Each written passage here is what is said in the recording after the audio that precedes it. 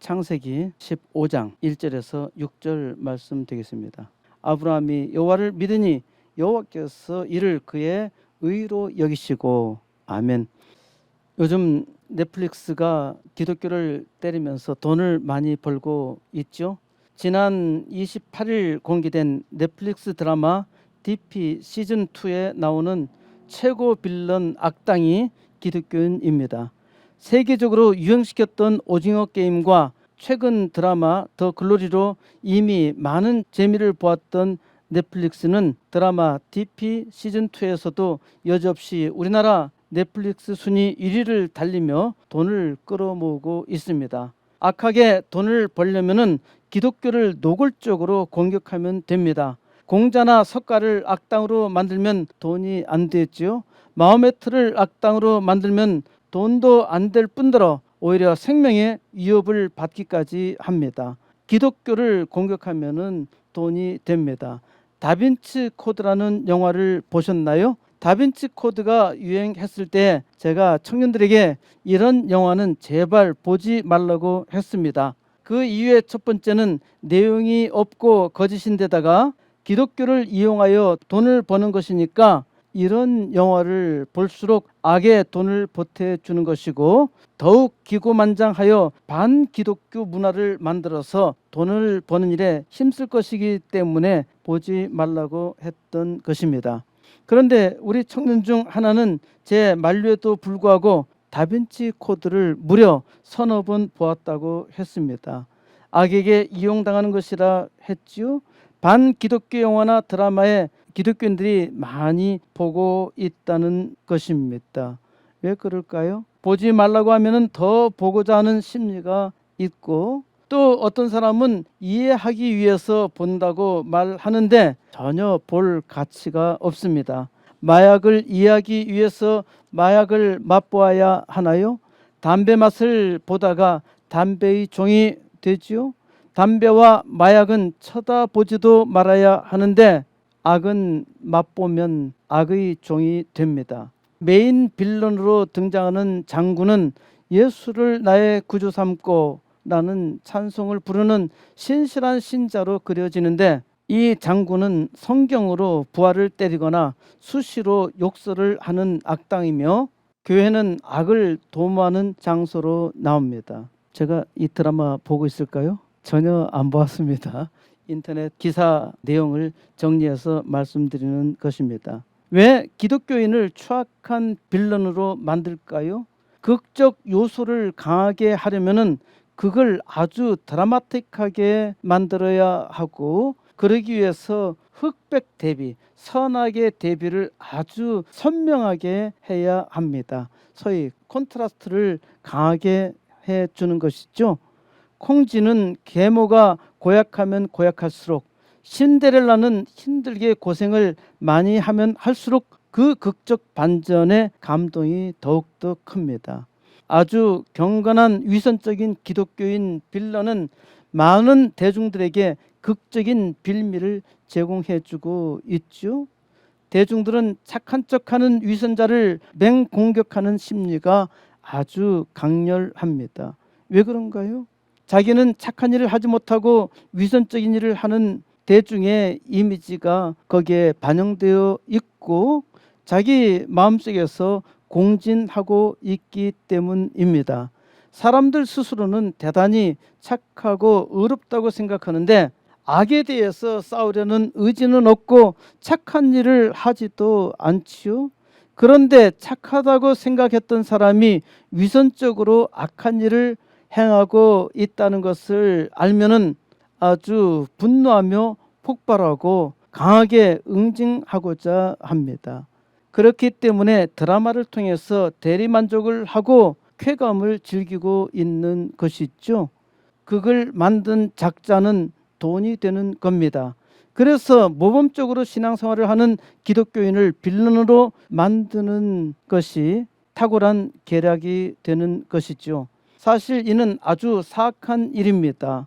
왕따 심리와 전혀 다를 바가 없어요. 이것은 문학적 왕따입니다. 한 빌런이 다른 빌런을 악하게 만들므로 자기는 아주 의리 있고 정의 있는 것처럼 보이지요.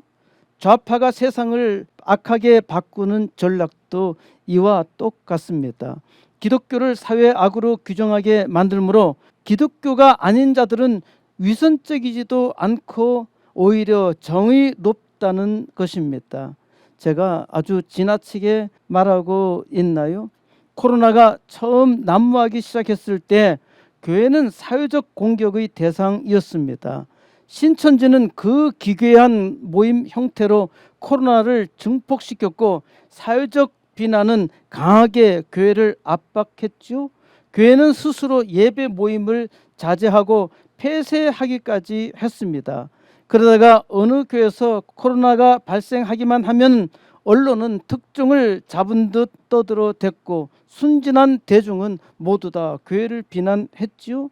정치 운동하던 어떤 목사는 자기 집단에서는 영으로 착각하고 까부러 되기도 했지만은 결국 대중의 조롱거리가 되었죠. 교회는 악당들의 전략의 제물이 되었는데 이를 전혀 눈치채지 못하고 있습니다. 기독교인을 빌런으로 만드는 이유 중 하나는 그게 작가의 의식세계라는 것입니다. 작가는 기독교인은 빌런이다 라는 식을 공식화하였습니다. 냉정하게 생각해 보세요. 기독교에 대한 사회적 인식이 아주 나쁘지요. 교회가 악하다고 믿는 사람이 아주 많다는 것입니다. 그런데 세상에 기독교만큼 선한 일을 한 종교나 단체가 어디에 있나요? 유교를 보세요. 왕의 권력을 정당화시켰죠.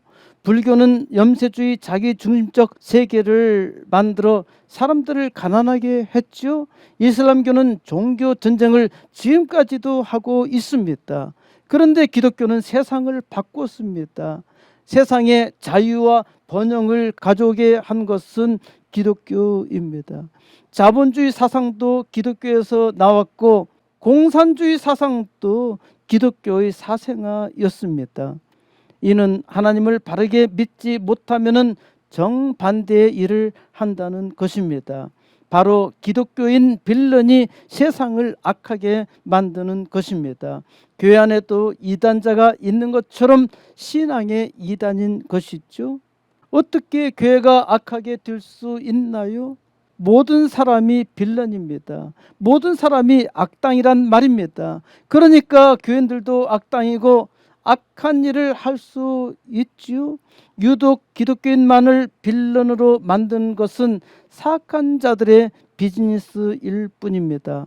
교회가 세상에 선한 일을 했다는데 왜 교회가 비난을 들어야 하나요?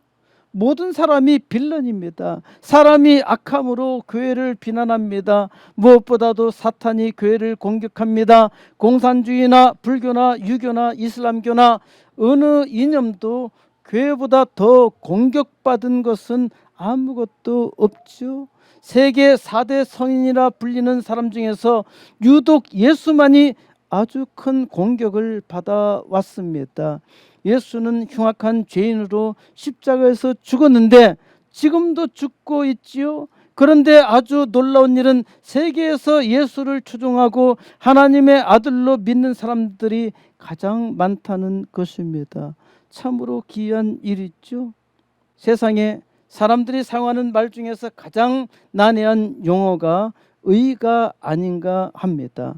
표준 국어 대사전에서는 의를 사람으로서 지키고 행해야 할 바른 도리라고 했는데 아주 애매모호한 표현이지요.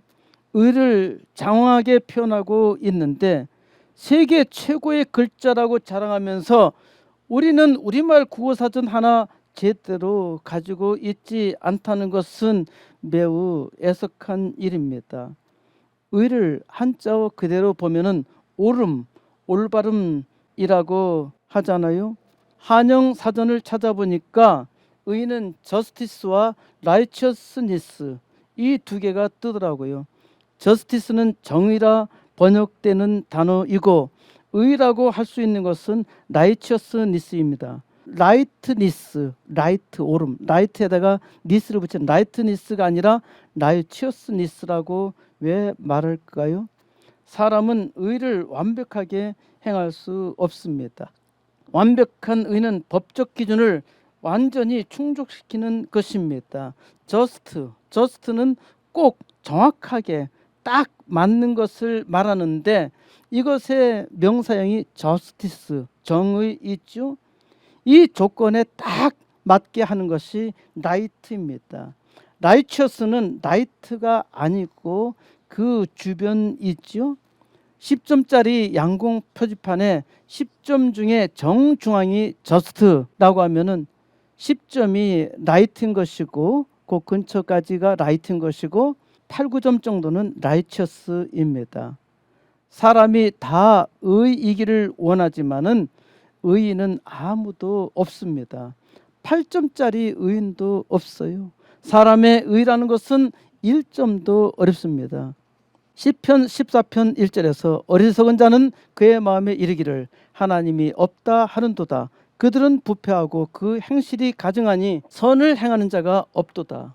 어리석은 자는 부패하고 그 행실이 가증하니까 의롭지 못하다는 것이죠.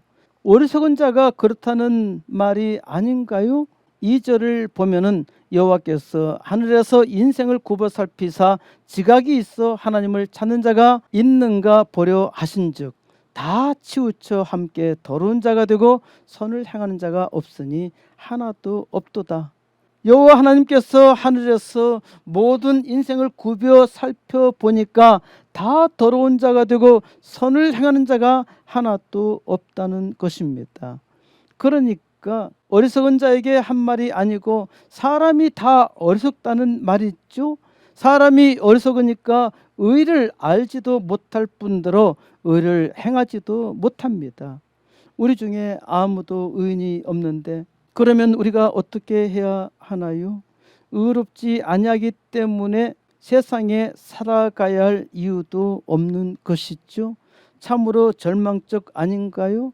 바로 여기에 절망의 자리에 하나님은 소망을 두셨습니다. 하나님은 아브라함을 의롭다 하신 것입니다. 창세기 15장 1절 이후에 여호와의 말씀이 환상 중에 아브라함에게 임하여 이르시되 아브라함아 두려워하지 말라 나는 내 방패요 너의 지극히 큰 상급이니라. 이후에 라는 말은 14장 사건 후라는 말입니다.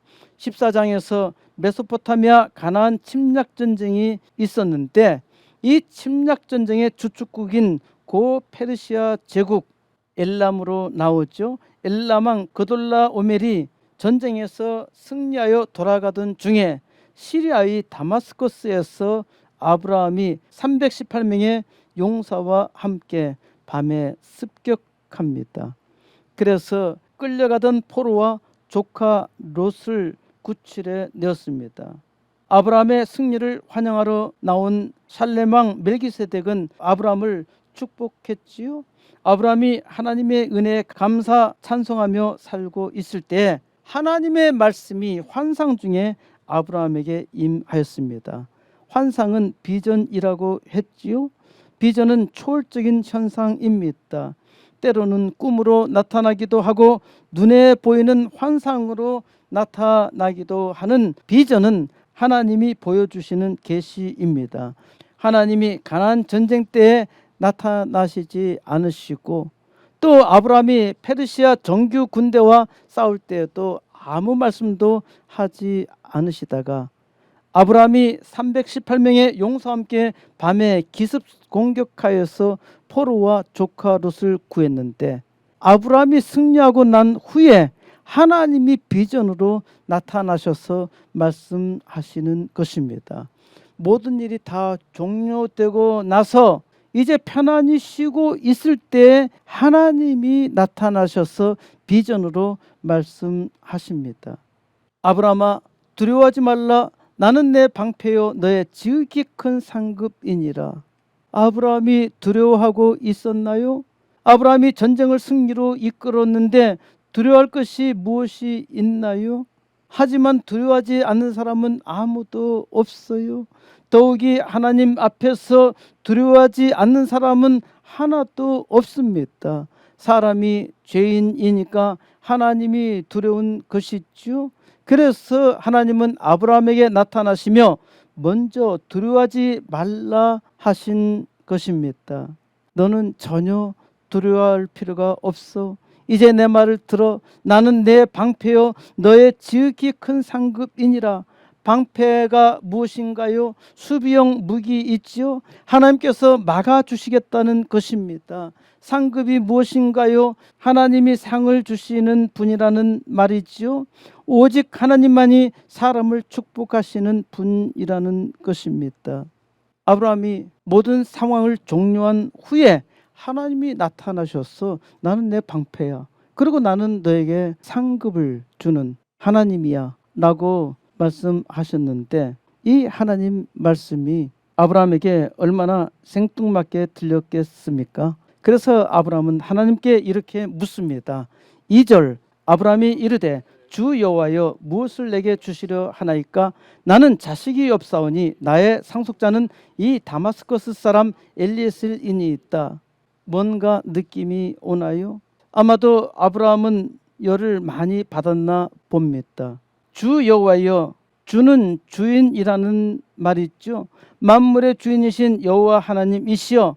아브라함은 하나님의 주권을 인정하며 하나님을 부릅니다. 무엇을 내게 주시려 하나이까? 하나님은 상을 주시는 분이라 했지요. 그런데 하나님이 자기에게 준 것이 무엇이냐는 것입니다. 하나님이 방패라 하셨는데 내 조카 롯을 지켜주지 않으셨잖아요. 하나님이 보시다시피 나는 훈련된 용사 318명을 데리고 야밤 기습을 해서 조카 롯과 가나안 피란민을 구출했는데 상도 소돔 왕이 내게 주려고 왔죠. 축복은 살렘 왕 멜기세덱이 주었죠. 그런데 하나님 이제 뭘 주시겠느냐? 은근히 하나님께 시비하고 있는 것이죠. 아브라함은 자기의 한을 말하고 있습니다. 나는 자식이 없사오니, 나는 자식이 없어요. 하나님께서 내게 많은 민족을 주신다고 약속했는데 씨도 안 주셨잖아요. 하나님, 나는 포기했습니다. 이제 내가 늙어서 기력이 없을 때 나를 먹여 살릴 나의 상속자로 나는 이 다마스커스 출신 엘리에셀을 정했습니다. 하나님, 이제 되셨나요? 아브라함의 말을 잘 분석해 보면은 아브라함의 말에 상당히 한이 서려 있음을 볼 수 있죠. 그런데 아브라함은 하나님을 믿었습니다. 아브라함이 자기 인생 끝까지 자기 나름대로 생각하고 계획해 두었으니까 하나님 이제 방패고 상급이고 나는 이대로 살아도 좋습니다 라고 말하는 것이죠. 3절 아브라함이 또 이르되 주께서 내게 씨를 주지 아니하셨으니 내 집에서 길린 자가 내 상속자가 될 것이니이다. 아브라함은 아주 확실하게 대못을 박습니다. 하나님께서 내게 씨를 주시지 않아서 이렇게 된 것이니까 이제 더 이상 말씀하지 마세요. 내 집에서 태어나고 자라난 이 종을 내 상속자로 정했습니다. 4절 여호와의 말씀이 그에게 임하여 이르시되 그 사람이 내 상속자가 아니라 내 몸에서 날짜가 내 상속자가 되리라 하시고, 아브라함의 억울한 호세에 아랑곳 없이 하나님은 말씀하십니다. 그 사람은 내 상속자가 아니야. 내 몸에서 날짜가 내 상속자가 되리라. 하나님은 아주 날벼락 같은 말씀을 하셨지요. 5절 그를 이끌고 밖으로 나가 이르되 하늘을 우러러 무뼈를 셀 수 있나 보라. 또 그에게 이르시되 내 자손이 이와 같으리라. 그리고 나서 하나님은 아브라함을 밤하늘 노천 극장으로 데리고 나가십니다. 하늘을 보라. 내가 별을 셀 수 있나? 별을 셀 수 있을진데 내 자손도 이와 같으리라. 하늘의 별을 셀 수 있나요? 셀 수 있어요? 셀 수 없죠. 지금도 우주 천문학자들은 하늘의 별이 몇 개다, 지구에 같은 별이 1000억 개나 있다 말하는 사람도 있지만은 그 과학적 증거는 전혀 없습니다. 그냥 던져보는 말입니다. 셀 수 없어요.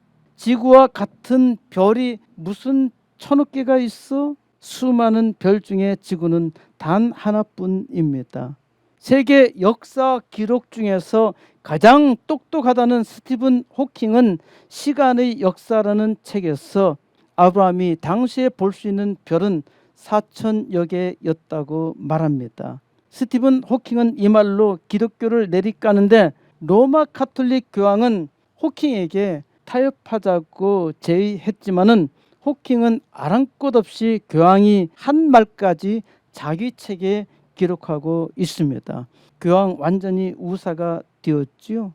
아마도 옛날에 지구가 돈다고 우기던 갈릴레오 갈릴레이를 협박해서 하늘이 돈다고 말하게 한 일을 또다시 반복하지 않나 싶어서 교황이 선수를 쳤는데 농락당하고 만 것입니다. 당시 갈릴레이는 죽고 싶지 않아서 하늘이 돈다고 말했다가 나오면서 그래도 지구는 돈다 라는 말을 했다고 전하고 있죠. 호킹은 별을 연구하는 학자였는데 아마도 별 볼 일이 없었나 봅니다. 밝은 도시의 밤하늘에서 별을 보면은 4000여 개 별을 보기도 힘들어요. 40개 세기도 어렵지요. 여러분은 밤하늘에 은하수를 본 일이 있나요? 요즘 지구가 아주 밝아서 은하수를 잘 볼 수가 없어요. 은하철도 999 있죠? 은하수를 배경으로 한 아동 드라마인데 은하수라는 말은 은빛 강이라는 것이죠. 우리가 살고 있는 은하계에 별이 얼마나 많은지 은빛 강에 수놓은 것과 같다는 것입니다. 영어로는 밀키웨이라 하지요. 우유길이라는 말입니다. 우유를 밤하늘에 부어 놓은 것과 같다는 것입니다. 영어권은 밤하늘을 보면서 먹는 우유를 생각했어요. 같은 하늘을 보아도 배고픈 사람이 보는 하늘과 낭만이 있는 사람이 보는 것 서로 다르지요.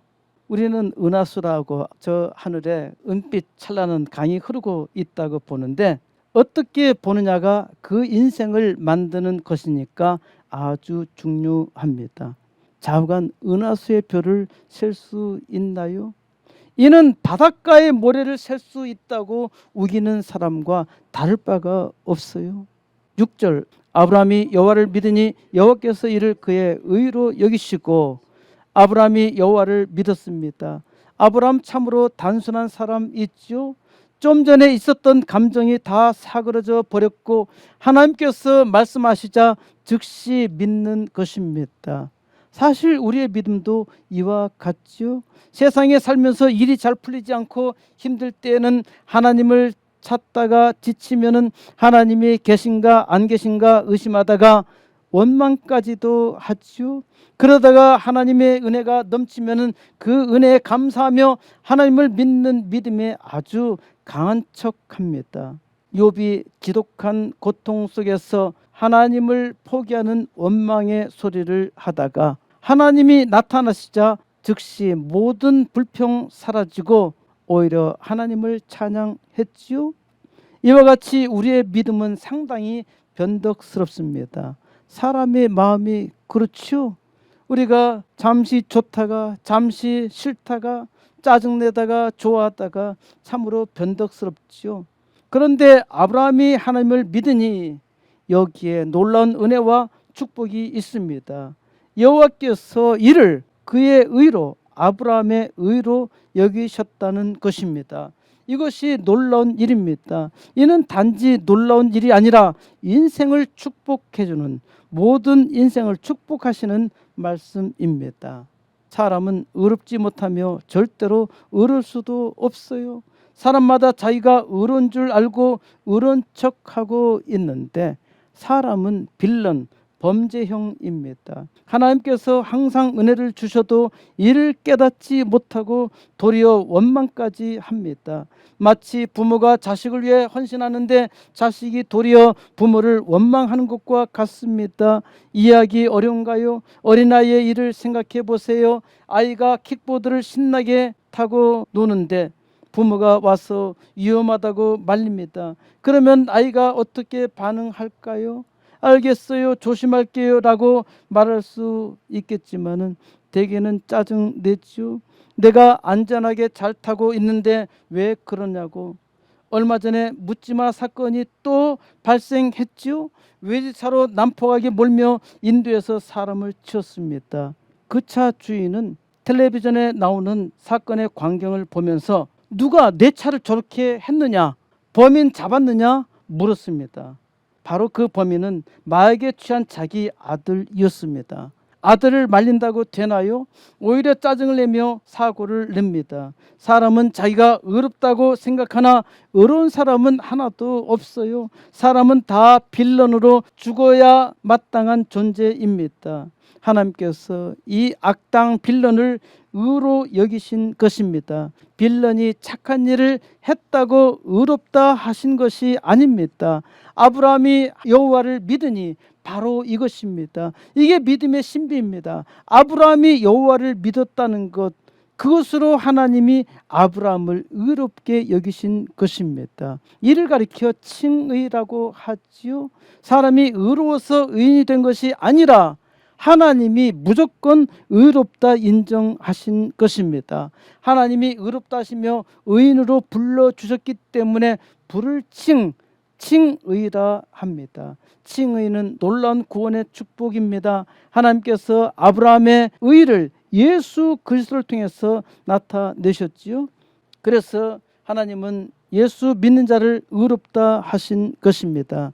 로마서 3장 10절에서 기록된 바 의인은 없나니 하나도 없으며 깨닫는 자도 없고 하나님을 찾는 자도 없고 다 치우쳐 함께 무익하게 되고 선을 행하는 자는 없나니 하나도 없도다. 그들의 목구멍은 열린 무덤이요 그 혀로는 속임을 일삼으며 그 입술에는 독사의 독이 있고 그 입에는 저주와 악독이 가득하고 그 발은 피 흘리는데 빠른지라. 바로 우리 악당, 우리 빌런인 것을 말씀하고 있죠. 사람이 악하여 악한 계획을 세우고 악한 일을 합니다. 바로 여기에 하나님의 한 의가 나타났습니다. 이는 선지자들에게 받은 증거입니다. 로마서 3장 22절에서 곧 예수 그리스도를 믿음으로 말미암아 모든 자에게 미치는 하나님의 의인이 차별이 없느니라. 모든 사람이 죄를 범하였음에 하나님의 영광에 이르지 못하더니 그리스도 예수 안에 있는 속량으로 말미암아 하나님의 은혜로 값없이 의롭다 하심을 얻은 자 되었느니라. 이 예수를 하나님이 그의 피로써 믿음으로 말미암는 화목제물로 세우셨으니 이는 하나님께서 길이 참으신 중에 전에 지은 죄를 간과하심으로 자기 의로우심을 나타내려 하심이니 곧 이때 자기의 의로우심을 나타내사 자기도 의로우시며 또한 예수 믿는 자를 의롭다 하심이라. 하나님께서 예수 그리스도를 믿음으로 말미암아 모든 자에게 차별 없이 의를 주셨습니다. 모든 사람이 죄를 범해서 하나님께 나아갈 수가 없어 예수 그리스도 안에 있는 속량으로 하나님께서 그 은혜로 값없이 의롭다 하심을 주셨어. 이것이 하나님이 자기의 의를 나타내는 방법입니다. 사람이 자기의 죄로 죽으면 아무런 의미가 없잖아요. 하나님은 사람을 사랑하시기 때문에 사람을 살려야 해요. 그래서 하나님이 자기의 의로심을 나타내시려고 사람을 의롭게 만드신 것입니다. 예수 믿는 자를 의롭다 하시고 이를 통해서 하나님의 의를 나타내신 것이죠. 사람이 의롭다 하심을 얻는 것은 율법의 행위에 있는 것이 아니고 착한 행실에 있는 것도 아니고 오직 믿음으로 되는 것입니다. 얼마나 놀라운 일입니까? 아무런 대가가 필요가 없어. 예수 그리스도를 믿기만 하면은 하나님이 의인이라 부르셔요. 그러니까 이는 구원의 혁명이지요. 에베소서 2장 8절에서 너희는 그 은혜에 의하여 믿음으로 말미암아 구원을 받았나니 이것은 너에게서 난 것이 아니요 하나님의 선물이라. 우리가 의인이 된 것은 하나님께서 거저 주시는, 예수 그리스도로 말미암아 거저 주시는 은혜입니다. 7절, 또 그에게 이르시되 나는 이 땅을 내게 주어 소유를 삼게 하려고 너를 갈대아인의 우르에서 이끌어낸 여호와니라. 그가 이르되 주 여호와여, 내가 이 땅을 소유로 받은 것을 무엇으로 알리까? 하나님께서 갈대아 우르에서 잘 먹고 잘 살던 아브라함을 이끌어내어 가나안 땅으로 보내셨지요. 내가 이 땅을 너와 너의 후손에게 주겠어. 그런데 지금까지 가나안 땅에서 아브라함의 삶은 참으로 고달팠습니다. 많은 재물을 모으고 군사를 키워서 안전하게 살아왔지만은 거기는 항상 전투가 있는 지역으로 늘 위험이 상존해 있고 또 가뭄의 위험도 있었던 것입니다. 하나님께서 아브라함에게 이 가나안 땅을 주셨다 하는데 아브라함은 하나님을 믿었어요. 그런데 하나님, 정말 이 땅을 내게 주신 것입니까? 내게 그 증거 좀 보여주세요. 하나님, 나를 축복해 주셨다는 증거, 그것을 무엇으로 내가 알 수 있겠습니까? 9절, 여호와께서 그에게 이르시되 나를 위하여 3년 된 암소와 3년 된 암염소와 3년 된 수양과 산비둘기와 집비둘기 새끼를 가져올지니라. 아브라함이 그 모든 것을 가져다가 그 중간을 쪼개고 그 쪼갠 것을 마주 대하여 놓고 그 새는 쪼개지 아니하였으며 솔개가 그 사체 위에 내릴 때에는 아브라함이 쫓았더라. 해질 때에 아브라함에게 깊은 잠이 임하고 큰 흑암과 두려움이 그에게 임하였더니, 아브라함은 하나님께서 준비해 놓으시라는 재물을 다 준비해 놓고 하나님을 기다렸지만은 하나님은 전혀 응답하시지 않으셨습니다. 하나님 대신에 독수리들이 나타나서 제사상에 차려진 고기를 먹으려고 자주 내려옵니다. 아브라함은 하루 종일 독수리를 내쫓으며 씨름을 했습니다. 아브라함이 저녁이 되자 지치고 피곤했지요. 그래서 잠이 들었어요. 그런데 깊은 흑암과 두려움이 엄습했습니다. 13절, 여호와께서 아브라함에게 이르시되 너는 반드시 알라. 내 자손이 이방에서 객이 되어 그들을 섬겼고 그들은 400년 동안 내 자손을 괴롭히리니. 하나님께서 아브라함에게 이상한 약속을 하십니다. 아브라함은 하나님께 하나님, 축복의 증거를 내게 보여주세요 라고 요청했는데 아브라함이 하나님께서 말씀하신 대로 제사상을 펴놓고 하루 종일 기다렸는데 하나님은 나타나시지 않고 독수리를 쫓다가 지쳐서 잠이 들었습니다. 잠이 들었을 때 하나님께서 비전을 보이시며 말씀하시는 겁니다. 너 반드시 알아야 해. 내 후손이 이방 땅에서 객이 되어서 그들을 섬기겠고 내 후손들은 400년 동안 거기서 노예로 살게 될 거야. 참 희한한 말씀을 하시죠. 아브라함이 이삭을 낳고 이삭이 야곱을 낳고 야곱이 12명의 아들을 낳는데 증손대에 이르러서 이스라엘 백성은 이집트 땅으로 갑니다. 거기서 430년 동안 종살이를 하게 돼요. 처음부터 종살이를 하게 됐던 것은 아닙니다. 하나님을 믿고 하나님 앞에 살아야 하는데 세상 낙을 즐기다 보니까 나중에는 종이 되어버리고 맙니다. 이렇게 될 줄 아시고 하나님께서 400년 동안, 정확하게는 430년입니다. 대략적으로 400년 동안 내 자손이 거기서 종으로, 노예로 고통받으며 살리라 말씀하셨던 것입니다. 14절, 그들이 섬기는 나라를 내가 징벌할지며 그 외에 내 자손이 큰 재물을 이끌고 나오리라. 너는 장수하다가 평안히 조상에게로 돌아가 장사될 것이요 내 자손은 4대 만에 이 땅으로 돌아오리니 이는 아모리 족속의 죄악이 아직 가득 차지 아니함이니라 하시더니, 하나님께서 이스라엘 종 삼았던 이집트 제국을 심판하시며 이스라엘 백성은 많은 재물을 가지고 나오리라고 말씀하십니다. 그리고 너는 평안히 살다가 내 조상으로 돌아갈 거야. 그리고 내 자손은 4대 만에 이 땅으로 돌아오리니 그 까닭은 아모리 족속의 제약이 아직 가득 차지 아니함이라 말씀하셨습니다. 앞에는 400년이라 하더니 이제 4대라 했죠. 출이집트기 6장 16절에 따르면은 아브라함의 증손 레위 때에 이집트 땅으로 갔죠. 레위가 1세대, 레위의 아들 고앗이 2세대, 고앗의 아들 아므람이 3세대, 그리고 아므람의 아들 모세가 제4세대였습니다. 당시 평균 수명은 100세가 넘었기 때문에 한 세대를 대략 100년으로 계산할 수 있는 것입니다. 그런데 아모리 족속의 죄악이 아직 가득 차지 아니하였다.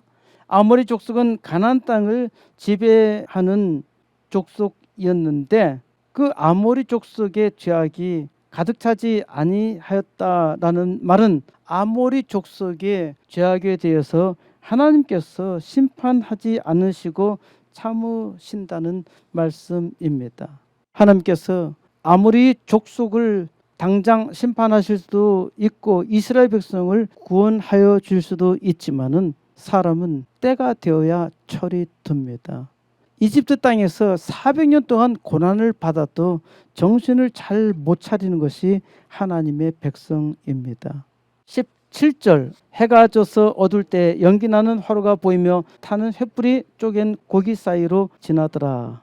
이제서야 하나님께서 아브라함의 제사를 받으십니다. 하나님의 임재를 상징하는 횃불이 아브라함의 제단 위에 놓였던 쪼개진 짐승 사이를 지나갑니다. 18절 그날에 여호와께서 아브라함과 더불어 언약을 세워 이르시되 내가 이 땅을 이집트 강에서부터 그 큰 강 유프라테스까지 내 자손에게 주느니 곧 겐 족속과 그니스 족속과 감몬 족속과 히타이트 족속과 브리스 족속과 르바 족속과 아모리 족속과 가나안 족속과 기르가스 족속과 여부스 족속의 땅이니라 하셨더라.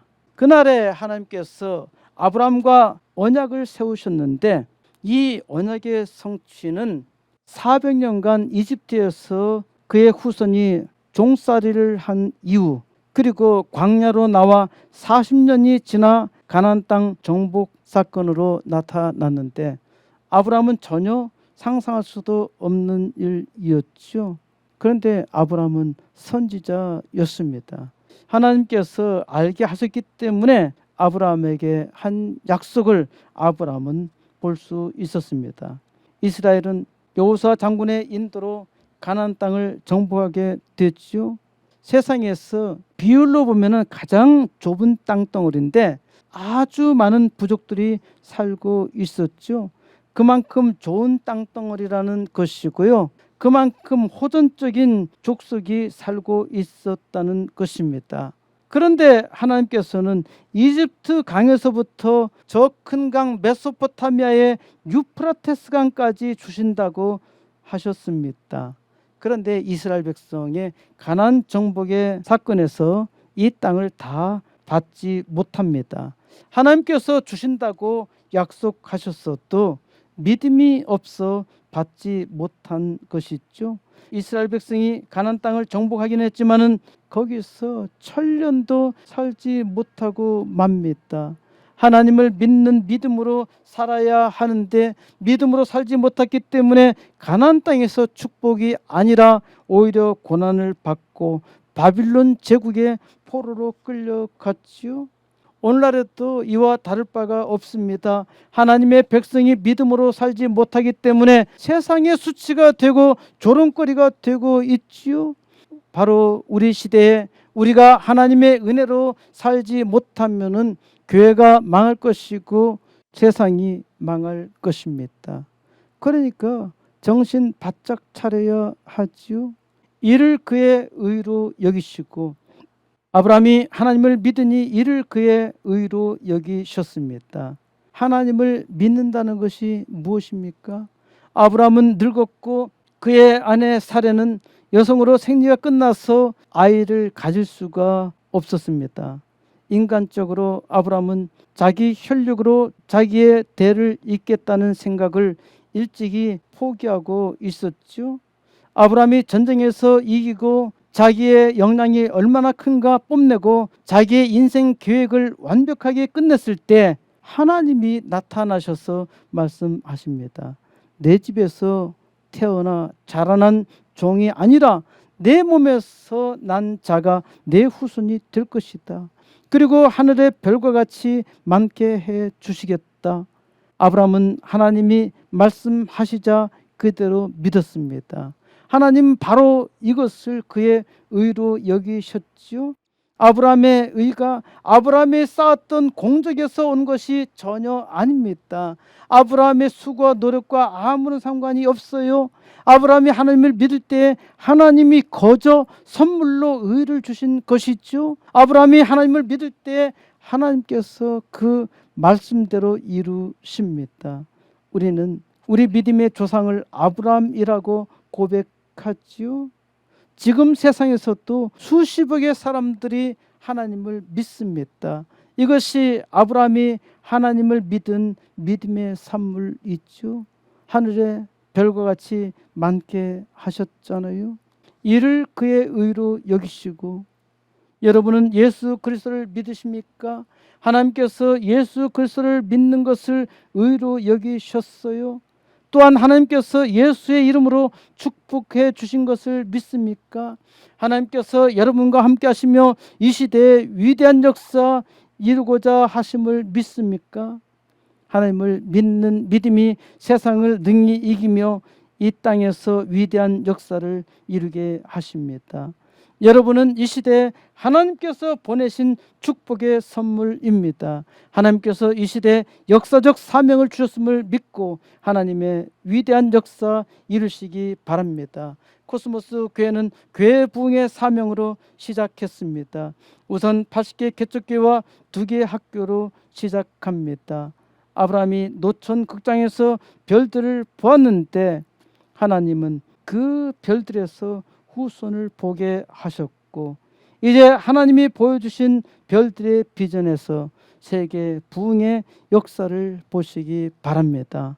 아브라함의 후손으로 하나님께서 보여주시는 별의 비전을 보시는 하나님의 백성들이 이제 믿음으로 일어나 이 땅 부흥의 역사 이루시기를 우리 주 예수 그리스도의 이름으로 간절히 축원드립니다.